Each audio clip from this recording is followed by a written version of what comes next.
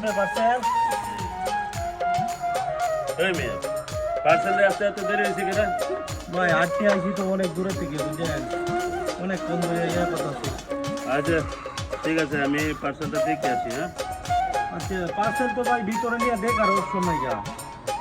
তাহলে আমার পার্সেল আমি দেখবো না?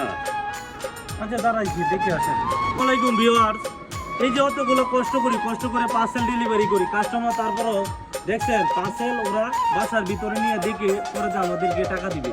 এই যে ভাই বাসার নিচে দাঁড়ায় রয়েছি, দেখেন বাসার নিচে দাঁড়ায় রয়েছি, ভাই চলে গেছে ভিতরে, বলতেছে বাসার ভিতর থেকে চেক করে পরে এসে টাকা দিবে। এ আমাদের কষ্টটা কেউ বুঝে না, কিন্তু ভাই তাও ভালো লাগে, সৎ পথে উপার্জন করে খাই। আপনারা যারা সৎ পথে উপার্জন করে খান, হ্যাঁ হালাল পথের করে ওই জায়গায় আল্লাহর বরকত অন্যরকম, তারা আমার ভিডিওর মধ্যে অবশ্যই কমেন্ট করে যাবেন। যারা হালাল পথে উপার্জন করে খান তারা আমার কমেন্টে লিখে যাবেন যে আমরা সৎ পথে উপার্জন করে খাই। এটা আমি দেখতে চাই কে কে হালাল পথে উপার্জন করে খেতে চান বা কে খাইতেছেন আমার লাগান।